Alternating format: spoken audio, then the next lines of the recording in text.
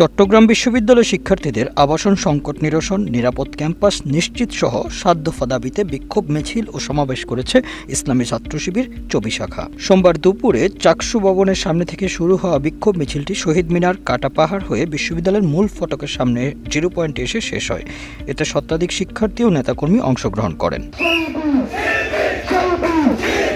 চবি ছাত্র শিবিরের সভাপতি মোহাম্মদ ইব্রাহিম ৭ দফা দাবি পেশ করে বলেন, শিক্ষার্থীর মৌলিক অধিকার রক্ষায় ৭ দফা দাবি বাস্তবায়ন এখন সময়ের অনিবার্য দাবি। সুপ্রিয় শিক্ষার্থী বন্ধুগণ, আমি পিসি স্যারের কথার উপর দিয়ে বলতে চাই, আপনি বলেছেন তোমাদের দাবির সাথে আমার দাবিগুলো যুক্ত করো। আপনার দাবিগুলো কাকে জানাবো?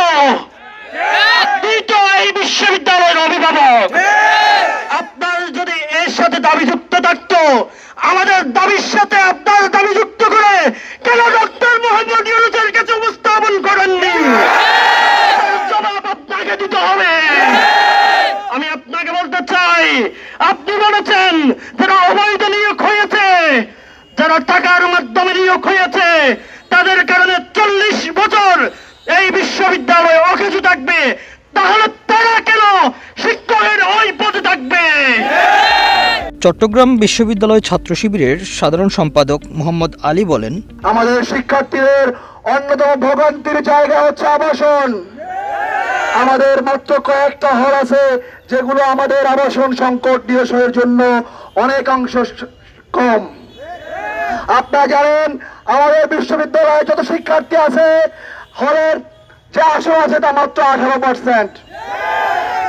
সে 18% বাদে আর বাকি যে 82% শিক্ষার্থী আছে তারা কোথায় থাকবে? তাদের আবাসনের নিশ্চয়তা প্রশাসনকে দিতে হবে। আপনারা দেখেছেন আমাদের সমাবর্তন উপলক্ষে বাংলাদেশ সরকারের মাননীয় প্রধান উপদেষ্টা এসেছিল। আমাদের আশা আকাঙ্ক্ষা ছিল প্রধান উপদেষ্টা এই বিশ্ববিদ্যালয়ের শিক্ষক, তা আগামী এই বিশ্ববিদ্যালয়ে নতুন কিছু পাবে। কিন্তু বর্তমান সুশীল প্রশাসন, বর্তমান এনজে মার্কা প্রশাসন প্রধান উপদেষ্টার কাছ থেকে কিছু আদায় করতে পারে নাই। এটা চট্টগ্রাম বিশ্ববিদ্যালয়ের জন্য লজ্জার। আমরা মনে করি দ্রুত সময়ের ভিতরে প্রধান উপদেষ্টা সরকারকে বুঝিয়ে যেভাবেই হোক আমাদের আবাসন সংকট নিরসন করতে হবে। চট্টগ্রাম মহানগর দক্ষিণের সভাপতি ইব্রাহিম হোসেন রনি অভিযোগ করে বলেন, প্রশাসন শুধু আইওয়াশ করে, শিক্ষার্থীদের ভাগ্যের উন্নয়নে কোনো বাস্তব পদক্ষেপ নেয়নি। ৭ দফা দাবির ভিত্তিতে তারা শান্তিপূর্ণ কর্মসূচি পালন করে।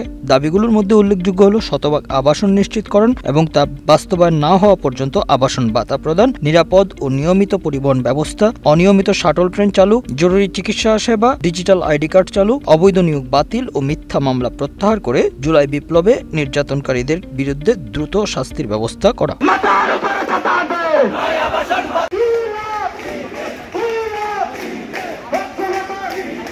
Bangla affairs news desk.